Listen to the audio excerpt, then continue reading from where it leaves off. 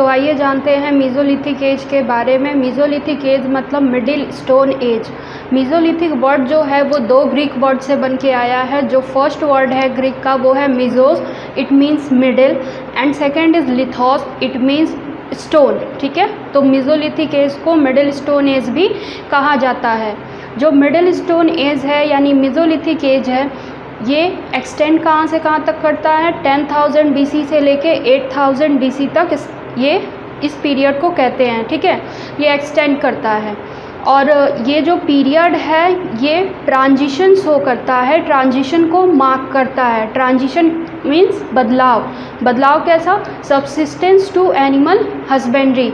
अभी तक हमने पैलियोलिथिक जो पीरियड देखा उसमें हमने देखा था कि जो अर्ली ह्यूमंस होते थे वो हंटर गैदरर होते थे सिर्फ। ठीक है, लेकिन जैसे ही मीज़ोलिथिक के अर्ली स्टेज में भी वो वैसे ही हैं, लेकिन इसका जो लेटर स्टेज है मतलब बाद का जो समय है मीज़ोलिथिक पीरियड में, उसमें वो क्या करने लगते हैं, एनिमल को डोमेस्टिकेट करने लगते हैं। ओके, एनिमल को डोमेस्टिकेट करने लगते हैं मतलब पालने लगते हैं।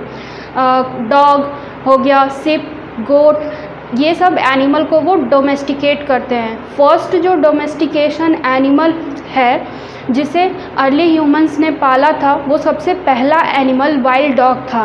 ओके, वो सबसे पहला एनिमल कौन सा था? वाइल्ड डॉग था, जिसे अर्ली ह्यूमंस ने पालना शुरू किया था। ठीक है, और उसके बाद इस पीरियड को और भी ज़्यादा मतलब कि जो टूल्स वगैरह बनाए जाते थे वो इस पीरियड में और भी ज़्यादा मोर एडवांस होते हैं, बेटर होते हैं, क्योंकि अब इस टाइम के जो लोग आते हैं वो बोन्स का यूज़ करते थे, एनिमल बोन्स, एनिमल हॉर्न्स और स्टोन का यूज़ करते थे। तीनों को मिला करके मतलब कि वो टूल्स बनाते थे। इसी का रिज़ल्ट था कि एरो, बो, ठीक है, जो तीर धनुष था वो इस टाइम पर मिलता है हमें देखने को। ठीक है, और इन्हीं बोन्स एंड स्टोन का यूज़ करके वो माइक्रोलिथ टूल्स बनाते थे। माइक्रोलिथ टूल्स क्या होते हैं?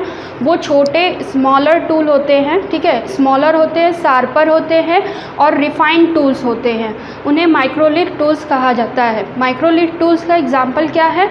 Arrowhead, spear head. ओके, तो यहाँ पे मैंने कुछ पॉइंट्स लिखा है, देखते हैं, let's C. The word comes from the Greek word mesos means middle and lithos means stone। ठीक है, तो इस तरह से मीज़ोलिथिक जो एज है वो मिडिल स्टोन एज कहलाता है। Okay, this age mark the transition from subsistence to animal husbandry. अब ये पीरियड क्या शो करता है? ट्रांजिशन को शो करता है, सब्सिस्टेंस से एनिमल हस्बेंड्री की तरफ लोग अब जा रहे हैं, डोमेस्टिकेट कर रहे हैं। Okay, during this age man begin to make better and more advance tool. इस एज के दौरान लोग जो हैं अब अच्छे से अच्छा टूल्स बना रहे हैं जो कि बेटर भी है पहले के कंपेयर में और एडवांस भी है। ठीक है, such as microlith tools were use. इस टाइम पे माइक्रोलिथ टूल्स ज़्यादा यूज़ होते थे क्योंकि वो बोन्स और हॉर्न्स और स्टोन से मिलकर बनते थे और ये काफ़ी छोटे और शार्प होते थे, जैसे कि एरोहेड, स्पीयर हेड। ठीक है, तीर होता था, भाला होता था, तो ये सब इस टाइम पे मिलता है। तो ये था मीज़ोलिथिक एज। ठीक है, मिडिल स्टोन एज के बाद। तो आइए जानते हैं नियोलिथिक एज के बारे में, जिसे न्यू स्टोन एज भी कहा जाता है। नियोलिथिक वर्ड जो है वो दो ग्रीक वर्ड से बन के आया है। First is neo which means new and second is lithos, it means stone. तो इस तरह से नियोलिथिक जो है न्यू स्टोन एज बन के आया। नियोलिथिक जो पीरियड है वो कब से कब तक एक्सटेंड करता है? वो 8,000 BC से लेके 4,000 BC तक एक्सटेंड करता है। नियोलिथिक एज में लोगों ने टूल्स को पॉलिश करना, ठीक है, उसे वेल शेप देना एंड उसे शार्प करना सीखा।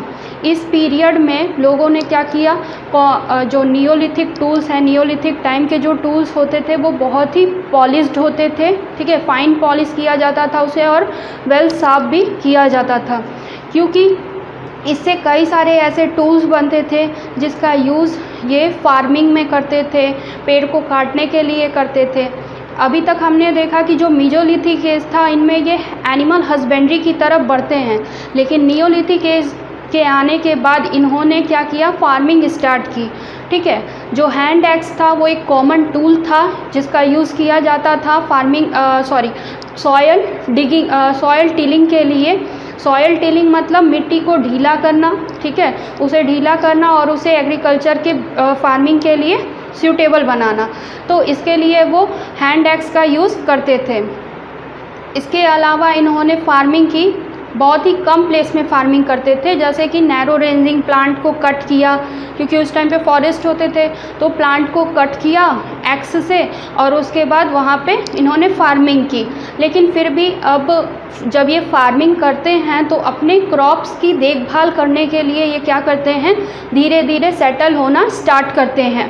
तो इस पीरियड का जो इम्पॉर्टेंट फीचर ये था कि इन्होंने फार्मिंग स्टार्ट की, ये सेटल होना शुरू किए, और उसके अलावा इन्वेंशन ऑफ पॉटरी, मतलब कि जब जैसे कि जो लोग फार्मिंग में इंगेज नहीं हो पाते थे या जो फैमिली मेम्बर फार्मिंग में काम नहीं कर पाते थे, तो वो घर पे पॉटरी का काम करते थे, जैसे घड़ा बनाना, ठीक है, मिट्टी का बर्तन बनाना, पॉटरी करना।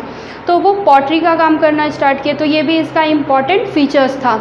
इस पीरियड में लोगों ने इस पीरियड का सबसे इम्पॉर्टेंट बात यही था कि इस पीरियड में टूल्स को, जो स्टोन टूल्स होते थे, उसको पॉलिश किया जाता था, ठीक है, ताकि वो और भी ज़्यादा स्ट्रेंथ उसकी बढ़ सके और उसे काफ़ी लंबे समय तक यूज़ किया जा सके, ठीक है। तो ये था नियोलिथिक पीरियड के बारे में। अब अगर हम नियोलिथिक साइट्स के बारे में एक बार फिर से रिवाइज कर ले तो अच्छा होगा। तो मैप की ओर चलते हैं। ओके, तो ये ब्लू में मैंने जितना लिखा है ब्लू स्क्वायर में रिप्रेजेंट किया है, ठीक है।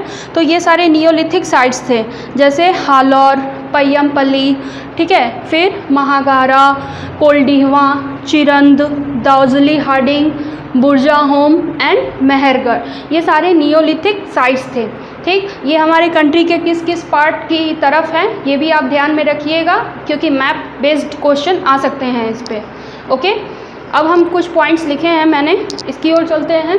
The word neolithic comes from the Greek word neo meaning new and lithos means stone, ठीक है। तो इस तरह से ये न्यू स्टोन एज बन के आया। In this age human begin to settle down with the beginning of farming. अब लोग जब फार्मिंग करना स्टार्ट किए तो उन्हें अपनी फसलों की देख रेख भी करनी होती थी, देखभाल करनी होती थी, ताकि कोई वाइल्ड एनिमल उसे ख़राब ना करे, खा ना जाए, ठीक है।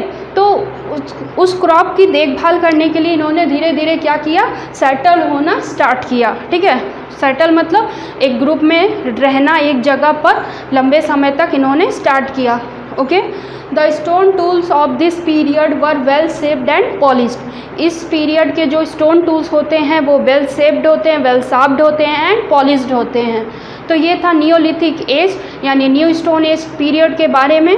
तो आइए जानते हैं काल्कोलिथिक एज के बारे में। ओके, काल्कोलिथिक जो वर्ड है ये दो वर्ड से मिलके बना है। काल्को मीन्स कॉपर एंड लिथोस यानी कि स्टोन, ठीक है। तो काल्कोलिथिक एज को क्या बोलते हैं, copper stone as. It means कि इस एज में कॉपर और स्टोन दोनों का ही बराबर यूज़ होता था। जो काल्कोलिथिक एज है वो 4000 BC से लेकर 2000 BC तक एक्सटेंड करता है, ठीक है। ये 2000 सालों तक एक्सटेंड रहता है। इस पीरियड को ही काल्कोलिथिक एज कहते हैं। काल्कोलिथिक एज में जो अर्ली ह्यूमंस थे, उस टाइम के जो लोग थे, उन्होंने क्या बनाना सीखा, उन्होंने व्हील कार्ट, सेल बोट और प्लफ बनाया, ठीक है। उन्होंने कॉपर एंड स्टोन का यूज़ करके व्हील कार्ट, ठीक है, प्लफ और सेल बोट बनाया। उन्होंने उस टाइम पे ये सीखा कि कैसे हम स्टोन और मेटल में स्पेशली कॉपर, ठीक है, मेटल में कौन सा मेटल, स्पेशली कॉपर, तो कैसे हम मेटल और स्टोन को मिक्स करके टूल्स बना सकते हैं जो कि और भी ज़्यादा स्ट्रॉन्गर होंगे। तो वो काल्कोलिथिक एज होता है। ओके, काल्कोलिथिक एज के बारे में मैंने कुछ पॉइंट्स लिखे हैं, देखते हैं। Chalco means copper and lithos means stone, ठीक है। So this age is also called copper stone age. Chalco means copper and lithos means stone, so this age is called copper stone age. People invented the plough, wheel cart and the sail boat. इस time पे लोगों ने क्या invent किया? Plough यानी कि हल, क्योंकि फार्मिंग अब करना उन्होंने स्टार्ट किया था तो प्लव बहुत ज़रूरी था खेत जोतने वगैरह के लिए। व्हील कार्ट, लोग अब लैंड ट्रैवल जो पहले फुट पर करते थे अब व्हील कार्ट बनने की वजह से क्या कर सकते हैं? बुलक कार्ट वगैरह यूज़ कर सकते हैं। And sail boat, river cross करने के लिए वो बोट का यूज़ करते थे। They discovered how to mix metals and get stronger tools, vessels and weapons. उन्होंने डिस्कवर किया कि वो कैसे मेटल्स एंड स्टोन को मिक्स करके stronger tools and weapons and vessels बना सकते हैं, कैसे उसे यूज़ कर सकते हैं ताकि वो काफ़ी टाइम तक चले। ओके, तो ये था काल्कोलिथिक एज के बारे में। तो आइए चलिए जानते हैं, केस स्टडी करते हैं द डेक्कन रीजन के बारे में। द डेक्कन रीजन कौन? इंडिया के डेक्कन रीजन के बारे में हम यहाँ केस स्टडी करेंगे, वो भी पैलियोलिथिक पीरियड से रिलेट करके। ओके, तो हम देखते हैं कि जो पैलियोलिथिक साइट्स हैं वो इंडिया के डेक्कन रीजन में सबसे ज़्यादा पाया जाता है। ओके, इंडिया के डेक्कन रीजन में सबसे ज़्यादा पैलियोलिथिक साइट्स हैं और ये कुछ हिस्सा इसका आपका पंजाब और पाकिस्तान के भी एरिया में हैं। तो इसीलिए पैलियोलिथिक पीरियड्स के जो साइट्स हैं उसे 2 कल्चर्स में डिवाइड किया गया है। ठीक है, जो पैलियोलिथिक टाइम है उसको 2 कल्चर्स में डिवाइड किया गया है। एक है सोनियन कल्चर और दूसरा है एक्यूलियन कल्चर। ठीक है, सोनियन कल्चर जो है, जो कि हमारा फर्स्ट सोनियन कल्चर है, वो पूरे पंजाब में फैला हुआ है और पंजाब से होते हुए पाकिस्तान में है, पूरा पाकिस्तान में है। ठीक है, तो उस कल्चर को सोनियन कल्चर कहते हैं। और जो एक्यूलियन कल्चर है वो इंडिया के डेक्कन रीजन में फैला हुआ है। ठीक है, इंडिया का डेक्कन रीजन कौन सा है? लेट्स सी, ये पार्ट जो है, ठीक है, ये पार्ट डेक्कन रीजन कहलाता है। ओके, तो ये इंडिया के डेक्कन रीजन में फैला हुआ है। अब यहाँ से जो आर्टिफैक्ट्स हमें मिलते हैं, ठीक है, यहाँ पे जो भी इनके साइट्स हैं, रॉक शेल्टर है, केव्स हैं, वहाँ से हमें जो भी आर्टिफैक्ट्स मिलते हैं हमें उस टाइम के लोगों के बारे में पता चलता है उन चीज़ों से कि उनका लाइफ स्टैंडर्ड कैसा था, वो कैसी लाइफ जीते थे। ओके, अब जो सोनियन कल्चर है ठीक है, सोनियन कल्चर जो है वो पाकिस्तान में सोन रिवर वैली के किनारे है। ठीक है, सोनियन कल्चर पाकिस्तान में सोन रिवर वैली के किनारे है।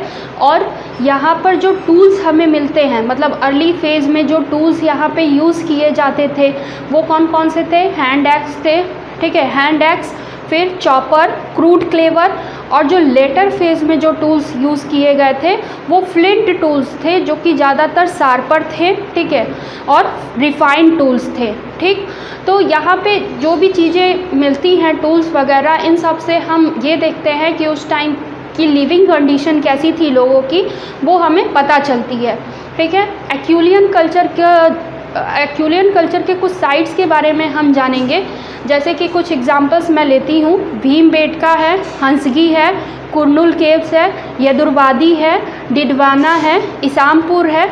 इसके अलावा कई ऐसे साइट्स हैं जो इंडिया के डेक्कन रीजन में पाए जाते हैं। ठीक है, ये पैलियोलिथिक साइट्स हैं। ओके, अब अगर हम देखें कि इन्हीं एक साइट्स में से, ठीक है, इंडिया के डेक्कन रीजन में ये जो भीमबेटका है ये भी पैलियोलिथिक साइट है और ये भीमबेटका एमपी में है, मतलब मध्य प्रदेश में है। ठीक है, ये फेमस किस लिए है? प्री हिस्ट्रिक रॉक पेंटिंग के लिए फेमस है। प्री हिस्ट्रिक रॉक पेंटिंग क्या है? हिस्ट्री के पहले का जो टाइम है, ठीक है, उसके रॉक पेंटिंग के लिए ये फेमस है। यहाँ नियरली 750 शेल्टर्स हैं और उसमें 500 नियरली हमें पेंटिंग्स मिली हैं। ओके, इसमें 750 शेल्टर्स हैं और 500 नियरली हमें पेंटिंग्स यहाँ से मिलती है। अब इन केव्स में जो भी पेंटिंग्स पाई गई हैं वो पेंटिंग्स उस टाइम के ह्यूमंस के एवरीडे लाइफ पर है, मतलब ह्यूमन के एवरीडे एक्टिविटी पर है कि वो रोज़ कौन कौन सी एक्टिविटी करता है, उसकी पेंटिंग बनाई गई है इन सारी गुफाओं में। जैसे कि रिचुअल्स परफॉर्म करते हुए, हंटिंग करते हुए, राइडिंग करते हुए, ठीक है, और बच्चों का खेलते हुए, उन्हें कूदते हुए, रन करते हुए दिखाया गया इन सारी पेंटिंग्स में। तो ये जो प्री हिस्ट्रिक आर्ट पेंटिंग है, इनमें वही सीन्स दिखाए गए हैं जो उनकी डेली लाइफ एक्टिविटीज़ में होती थी। ठीक है, अब इनकी गुफाओं को यूनेस्को द्वारा वर्ल्ड हेरिटेज साइट भी डिक्लेयर किया गया है। भीमबेटका के जो गुफाएं थी, केव्स थे, उनको यूनेस्को द्वारा वर्ल्ड हेरिटेज साइट डिक्लेयर किया गया है। सो कुछ पॉइंट्स मैंने लिखे हैं, let's see. The palaeolithic sites have been divided into 2 cultures. मैंने पहले बताया, first is Soanian culture and second is Acheulian culture. Soanian culture जो है वो पंजाब से होते हुए पाकिस्तान में फैला है। एक्यूलियन कल्चर जो है वो इंडिया के डेक्कन रीजन में फैला हुआ है। Okay, Bhimbetka in MP is famous for pre historic rock painting. जो भीमबेटका है एमपी में है, और ये फेमस किस लिए? अपनी प्री हिस्ट्रिक रॉक पेंटिंग के लिए। और इसमें सीन्स कैसे दिखाए जाते हैं? जो डेली लाइफ की एक्टिविटीज़ होती है, उनके सीन्स इसमें दिखाए गए हैं। The caves of Bhimbetka have been listed as a world heritage site by UNESCO. जो भीमबेटका के केव्स हैं, उन्हें यूनेस्को द्वारा वर्ल्ड हेरिटेज साइट में लिस्ट किया गया है, मतलब डिक्लेयर किया गया है। ठीक है, सो ये टॉपिक भी ख़त्म।